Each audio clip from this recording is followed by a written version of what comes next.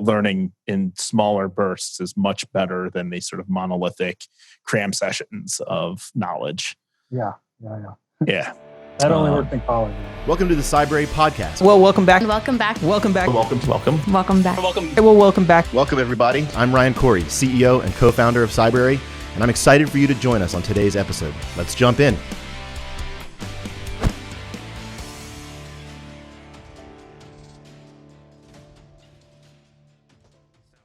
Hey, welcome to another episode of the Cybrary podcast. I'm your host, Mike Gruen, VP of Engineering and CISO here at Cybrary. Today, we're joined by Jared Ablon from HackEDU. Welcome. Thank you for joining us. Yeah, thanks for having me. Great to be here. Cool. So before we get too deep into it, why don't we start with you? What do you do and a little bit about you would be great. Yeah. So I'm the CEO at HackEDU. I've been in cybersecurity for 17 years now. So I've been in the field for a long time. I was, my last role, I was a CISO and, really wanted to start my own company in an area that I saw, there was a real need for in cybersecurity. So I started HackEDU with my co-founder, Matt Koskela, about 2.5 years ago. And we built HackEDU to really help with secure coding training. So really hands-on, lab-based training for software developers to help them write more secure code. That's awesome. So I think you guys have a pretty interesting origin story. Maybe that would be a great place to start if you wanted to sort of talk about the background of the company. Yeah, so we started the company, we bootstrapped. We didn't raise any money, which obviously has its own challenges, but really what it allowed us to do is focus on our customers. Like we couldn't do anything outside of what we needed to do and really focus on like what are our customers saying and how do we help them.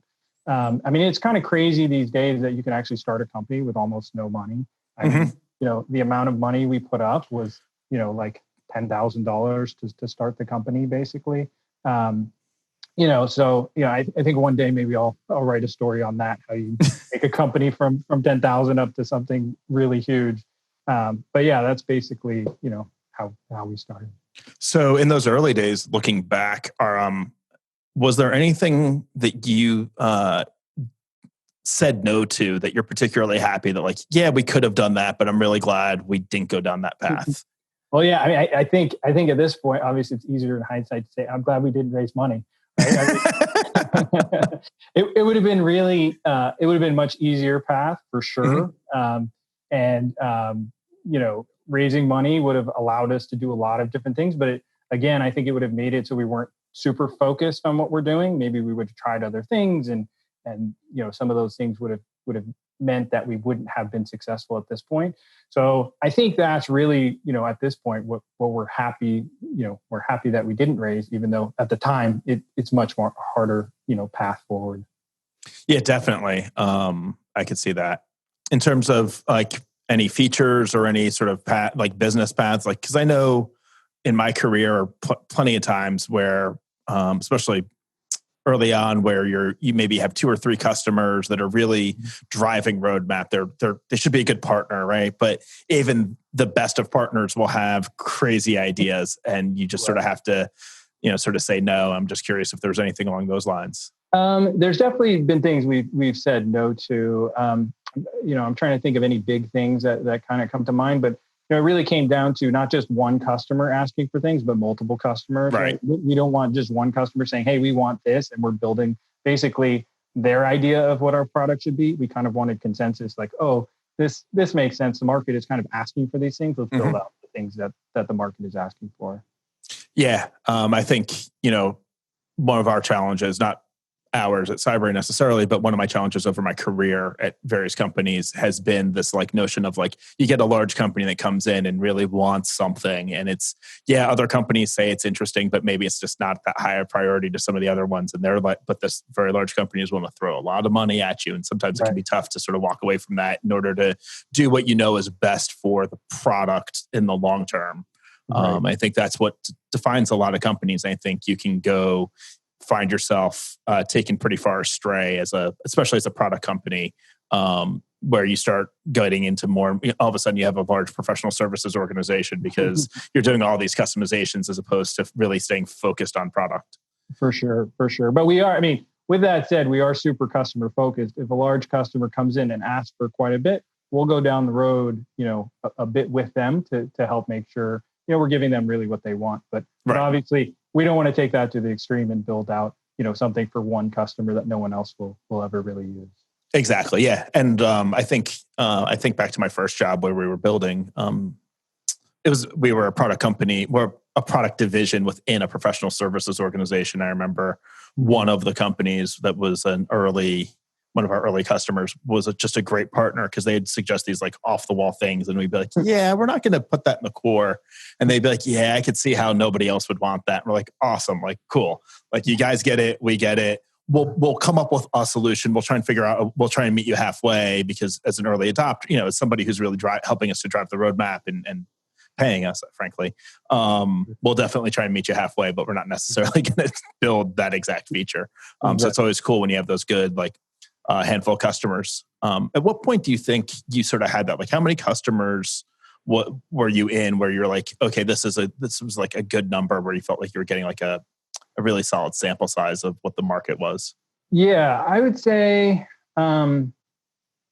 number of customers is harder for me to say, but definitely like time in. I think we were in about 8 or 9 months when we're like, okay, we're starting to get good feedback and what to build and understanding. Another thing is, I'm not a sales guy. My background is security for 17 years, so I started as our sales guy, selling everything, and so obviously I had barriers there that I had to get through in terms of, I'm not the guy who loves going and talking to people and selling and all of that. So I had to learn that and get through that process. So, it took some time. And then, I'd say about 8 or 9 months in, we had a good set of customers. We could really ask them what they wanted and really building for them. No, that's cool. And I actually think, like, when I think about if I was going to start my own company, I've always been thinking as a technologist, as someone who started off in software engineering and has moved up and is now CISO and VP of engineering, like selling to other technical people, definitely, like that's the type of product I would most likely build, is one where where the person I'm talking to is someone who I can more directly relate to. Because as like you, I'm not a salesperson. I'm not, I'm not going to just suddenly be able to turn it all on and be able to do that. Even doing these podcasts has been a stretch for me. So, so yeah, no, I definitely get that. In terms of like the platform itself, why don't you, maybe that'd be, what is it that you guys actually do and have to offer? And, Yeah. So we have secure coding training. So our training is all hands-on, where developers actually have to write code as part of the training process. There's a lot of other training out there that's like videos or slides or something like that, which really isn't effective, right? It's kind of like teaching driver's ed by showing a bunch of slides, right? You actually have to get in and do it. And so our training, developers actually have to write code. We're, checking that they're writing the code correctly. We cover, the OWASP Top 10, which is kind of, the standard. And then go beyond that by covering, the latest technologies and the latest vulnerabilities. So for example, we recreated the Capital One data breach that happened last summer, and we built a whole lesson around that. So developers get to come in, play with the actual vulnerability, exploit it. They do the offensive side to get a really good fundamental understanding of how the vulnerability worked and how attackers are looking at their applications. And then they go in and they actually defend. So they see the code, they have to write the correct code, and we teach them all of that in our platform. So that's big for us in terms of our training and keeping developers super engaged and highly motivated. And then additionally, we integrate with different static and dynamic analysis tools, as well as bug bounty programs, to pull in that vulnerability data to assign lessons that they've actually had issues with. So if we're seeing a lot of cross-site scripting issues, we'll automatically assign training. So we have an adaptive learning platform that automatically assigns the training based on what vulnerabilities are seen. So it kind of plugs into the DevSecOps pipeline, as well as you can turn on and off different triggers to allow people to do different things based on if they're compliant with the training and if they're keeping up with those vulnerabilities that are actually found in code. No, that's awesome. I think anything that really can plug into the day-to-day is key. I think, Cybrary, we definitely agree with the like video training's nice, but hands-on, that's where the rubber meets the road. That's where you actually do the learning, and anything we can do to do hands-on, and then taking it that step further to really plug into the everyday working environment is definitely an interesting and a great approach to it. I like the idea of, hey, you guys seem to continue to have problems with cross-site scripting or privilege escalation or whatever it is, and being able to sort of give lessons there. Are you finding, because as a software engineer, I've always found that there's a set of engineers that are very good at building, and they're just not good at breaking. They're not good at sort of looking at it from how does the system break, or how can I break it? How can I hack it? How can I cause failure? Which is really the mentality that an attacker has. Are you finding that you're less, the developers who go through your platform are getting that sort of experience or knowledge? Because I know that was a big challenge for me to try and get people to understand things from that perspective. Yeah, definitely. And I'll say that, developers are super excited about that part. If you don't train developers and you kind of throw them in the deep end, you're like, here's an app, go find stuff. It can be really frustrating. I mean, people who haven't done it, it's really difficult to just say, hey, here, go find vulnerabilities. But if you walk through and you say, here's a SQL injection, we're going to walk through how does it work fundamentally, right? What are the issues? Now, here's an application, try to exploit. In our platform, we have built in, a web proxy and things. So, none of that setup needs to happen. It's just, go in and start plugging away, and we teach them how to use those tools. So we find as long as you're teaching, then it's great. Developers love it. It's engaging. Who doesn't want to learn to hack, right? It's right. That's been my opinion, but exactly. So yeah, no, and that's very similar to how I sort of got started. Not really started, but started more down the path of security. Was a number of years ago. There was a job I was at where I was the liaison between software engineering, operations, and security, and we were going through a third-party security audit being performed by MITRE. And the MITRE guys were awesome. They came in, and I was in the room to sort of just document all their findings, and they had no problem sort of showing me exactly what they were doing and teaching me, so that this way the next audit would go that much smoother because I could do all of these things way ahead of them. And I think they didn't see it as, oh, we're teaching like someone our trade secrets. They were sort of taking a different approach of like the more people like really solving the problem as opposed to just doing the audit. And that's when I started learning, how to use the proxy to do privilege escalation and all kinds of, SQL injection, whatever it was. And definitely got me much more excited being able to do it hands-on and having someone show me as opposed to like, here's an application, figure out how to hack it or break it. Just exactly. You don't know where to start.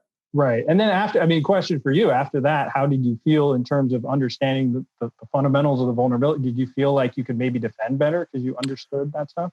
Oh yeah, absolutely. And in fact, I left that job and not long after that, maybe a year or so after, and ended up at another place. And I just happened to join right before they were doing a big, like a major release.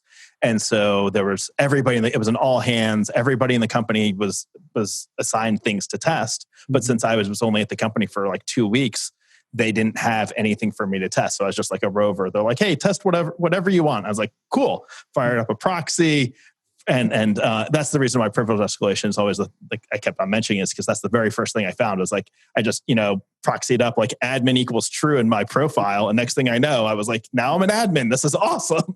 And so, it definitely helped me right off the bat in learning how to protect it better and also how to test other people's stuff and my own stuff. And definitely got a much deeper appreciation for it.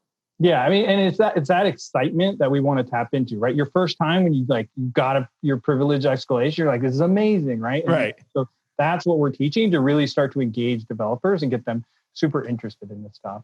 We kind of see it as bridging the gap between security and engineering. A lot of times, it's, in a lot of organizations, it's hard for them to work together. They kind of feel like they're, security is pushing for one thing, engineering is pushing to get the roadmap out, right? And so we kind of see our training as kind of helping to merge those areas.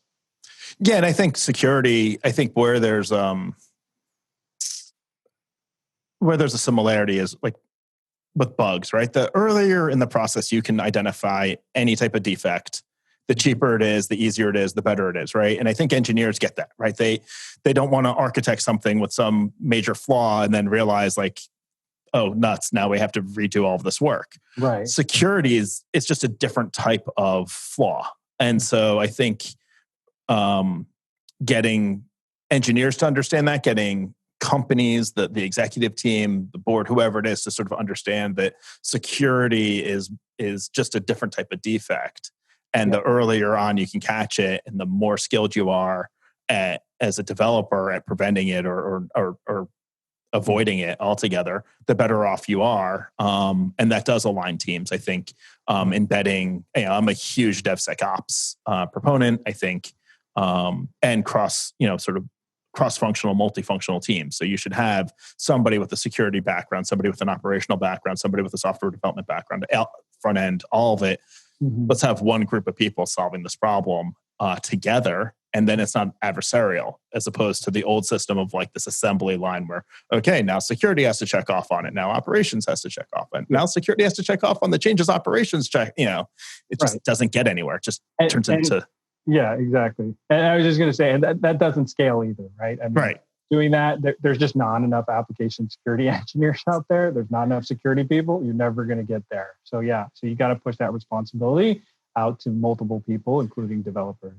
Yeah, and I think not just doesn't it scale from a personal personnel or people perspective, it doesn't scale from like a process perspective, right? Like now you have these groups, and like how does a team, let's say a security team, possibly like prioritize these 5 different things they're being asked to look at, and it's like apples, oranges, and cars.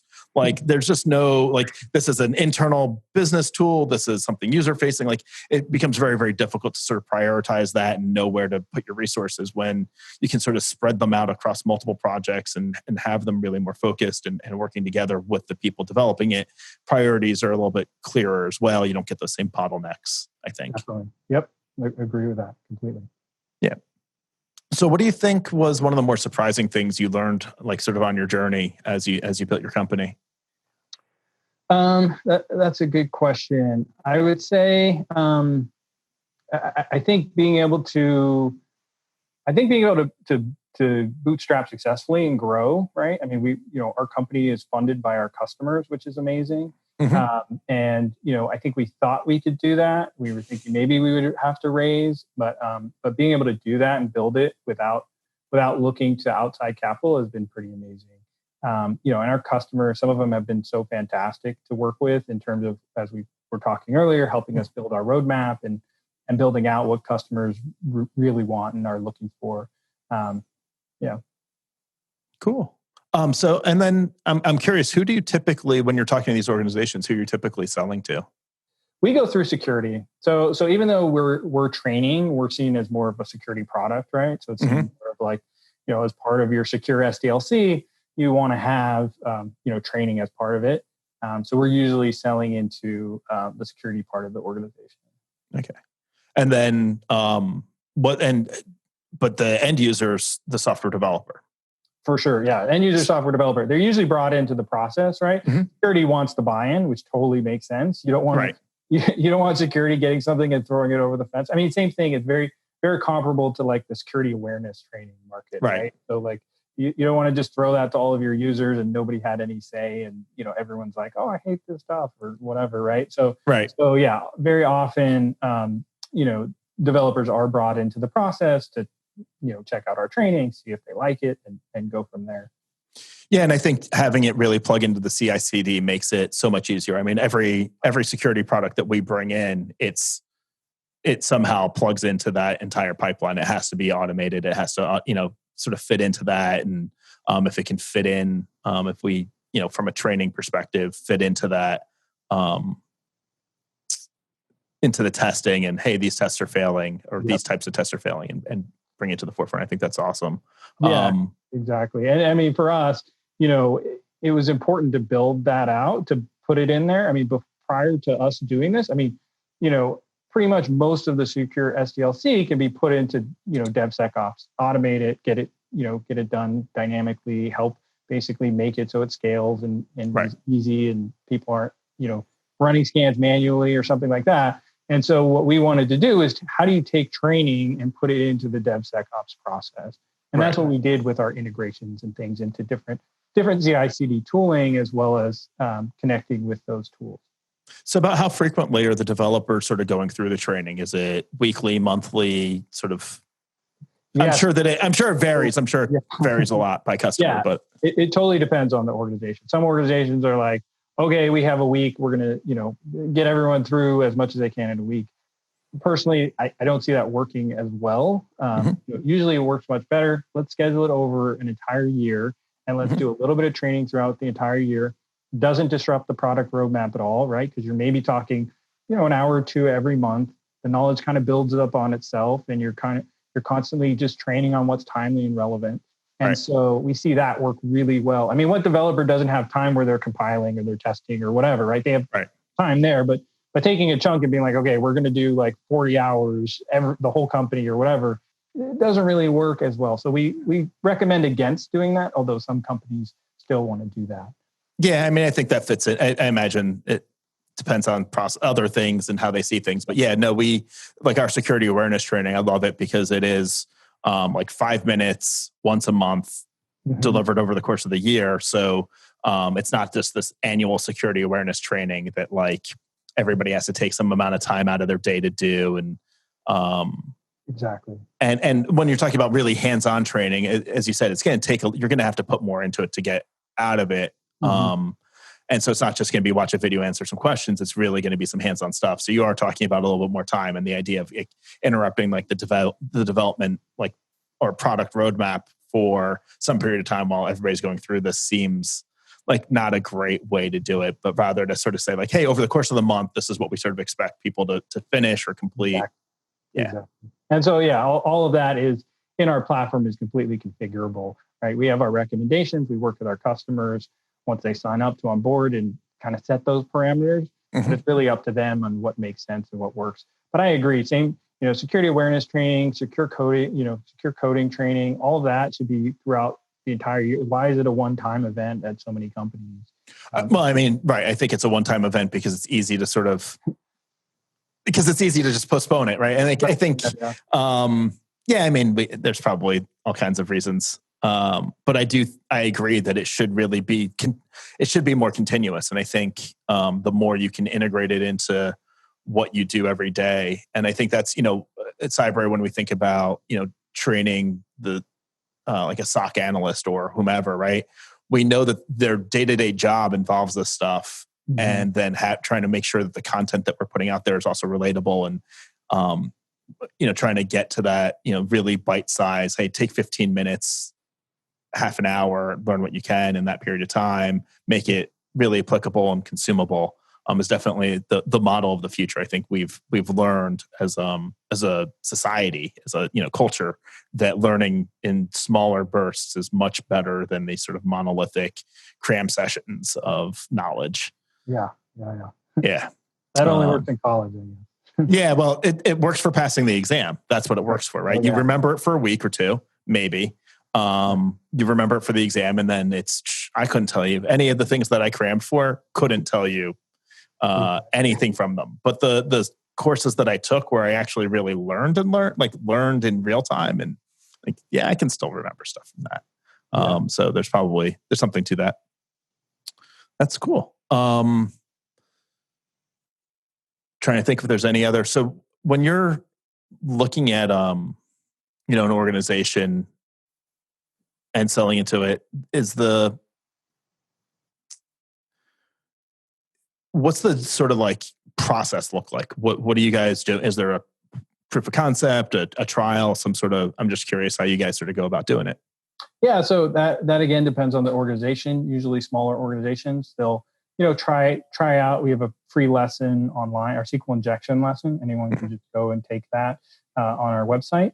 And so a lot of companies that are smaller, that's enough for them. Usually bigger companies, if they're getting into like thousands of developers or so, they want a trial and they want to go through that process. So we'll set them up with a trial for some of their developers and security team to take it, try out, see if they like it, see how it works for them, and then go through that. Obviously, we give full demos on our training and our platform, show how it integrates and how it works for different organizations.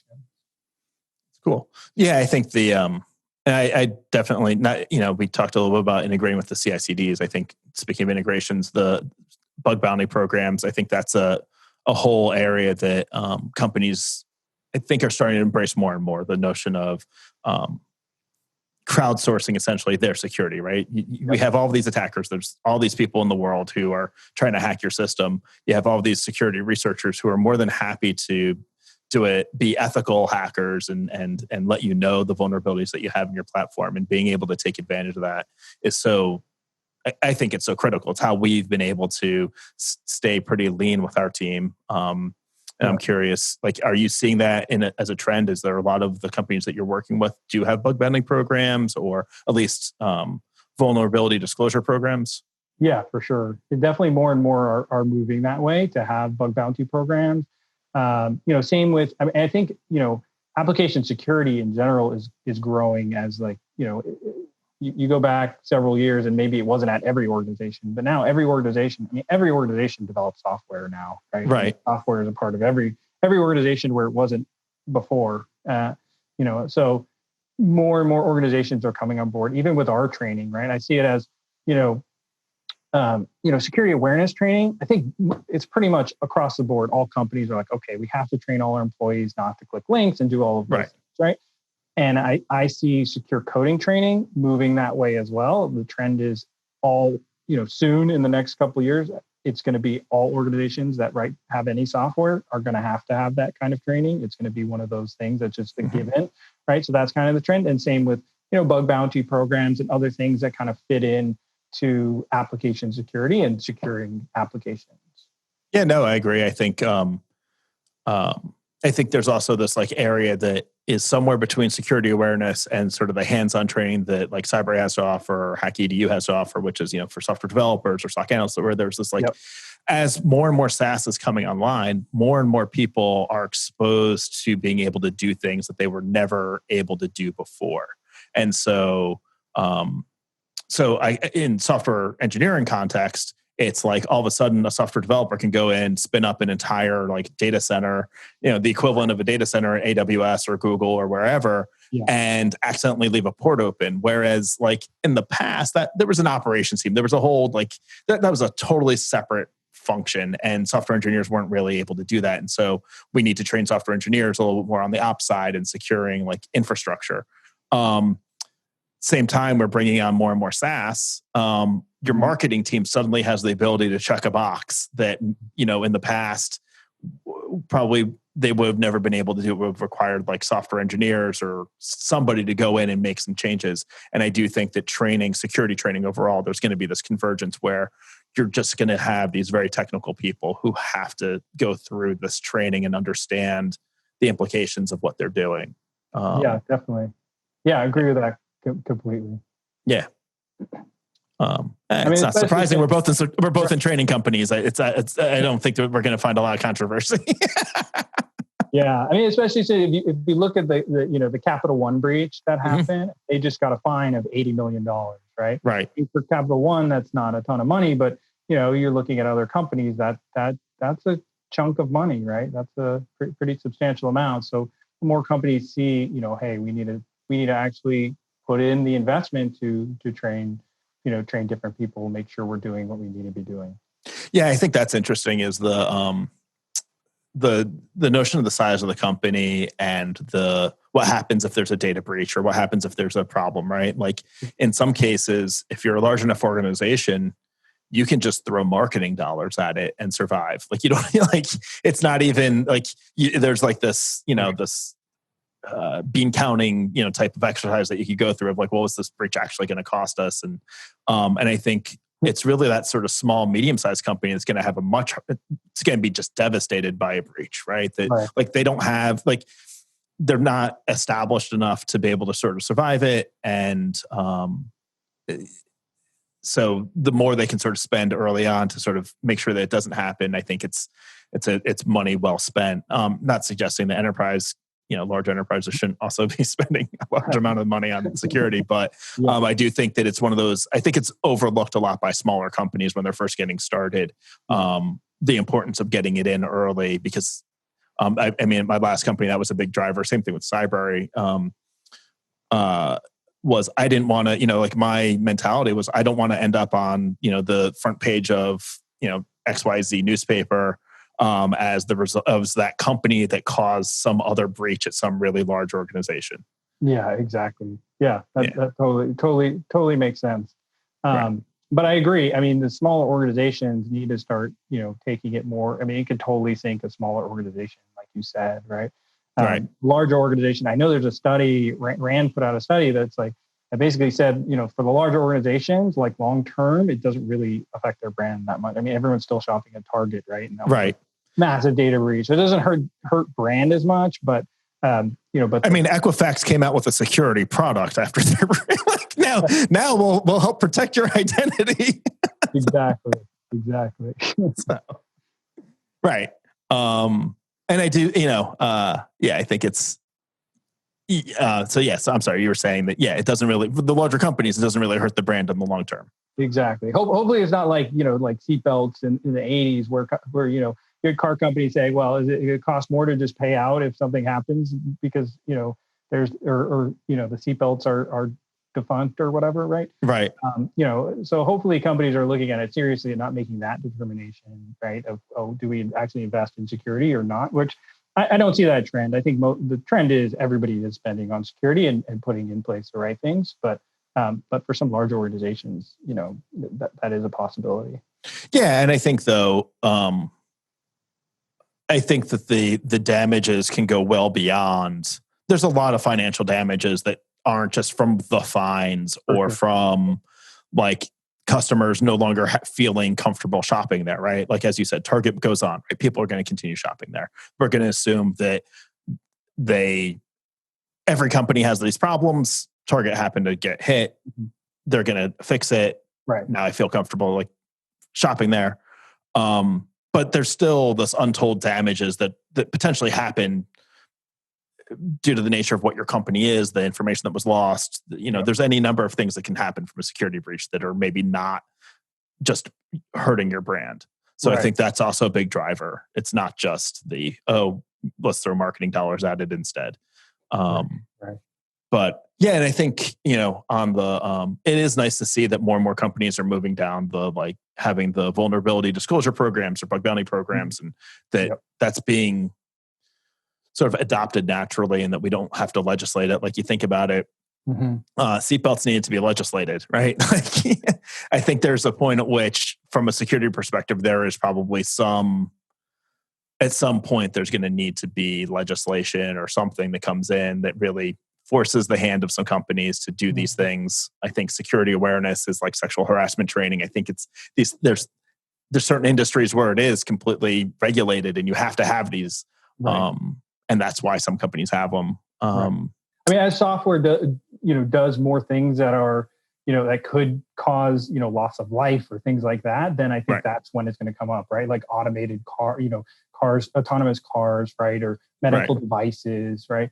Luckily, we haven't had, a ton of incidents in those areas, but if we do, we're going to see more and more in terms of, I think, legislation and policymakers jumping into that.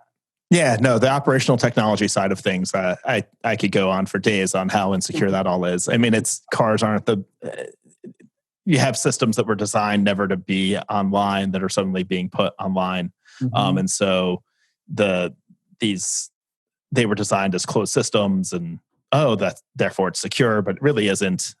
Anyway, I can talk for days about operational technology and stuff like that. And I think that is an area where we're going to see probably legislation, as you said, as the in the devices that we depend on that could really cause loss of life or really financial like economic damage to a country. So thanks so much for joining us, Jared. I really appreciate the conversation. And your origin story is very interesting, and it's always nice to hear a company sort of start, all these different ways that companies can start. I appreciate you joining us. Any Definitely. final thoughts or anything that you might want to share? No, thanks for having me. It's great to be on. I enjoyed our conversation. I think in general, I'm just happy to see companies moving towards more application security and doing more in those areas.